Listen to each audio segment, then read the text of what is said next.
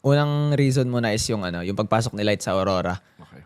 Parang parang hindi nawala si Rene J ganon. Then siguro isa rin sa mga kinagandaan ng pagpasok niya tingin ko kay Light parang isa siya sa mga nagpapatakbo ng ng discipline sa game. Then ayun yung game IQ niya. Tapos nakapag-connect agad siya kay sa mga kampi niya eh.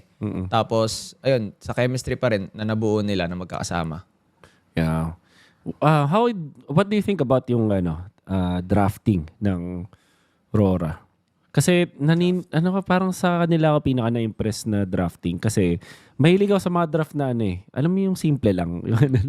Basic lang. Oo, parang ang bakit kasi mga tao pag sinabi natin basic nababaliw eh. Parang kala nyo nang babash eh. Pero siya eh, parang kung ano yung pinaka madali execute. Parang ganun. Di madali eh. Parang more like di mo kailangang maging flashy. Parang ganun. So, ayun.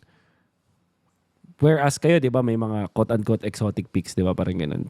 Which is napapagala naman minsan, katulad ng Brody kanina. Ngayon, going back dito sa Aurora, tingin mo ba yung drafting nila and then naging factor sa success nila ngayon? Tingin ko naman, oo, may onting factor yung draft nila na ganon. Kasi yun yung mga yun yung mga sobrang na-master na talaga nila. Kasi ba't mo ispamin kung di ba?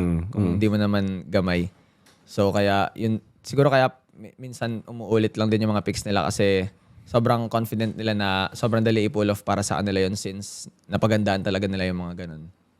So more of siya hindi siya about dun sa draft pero dun sa understanding nung paano execute yung laro.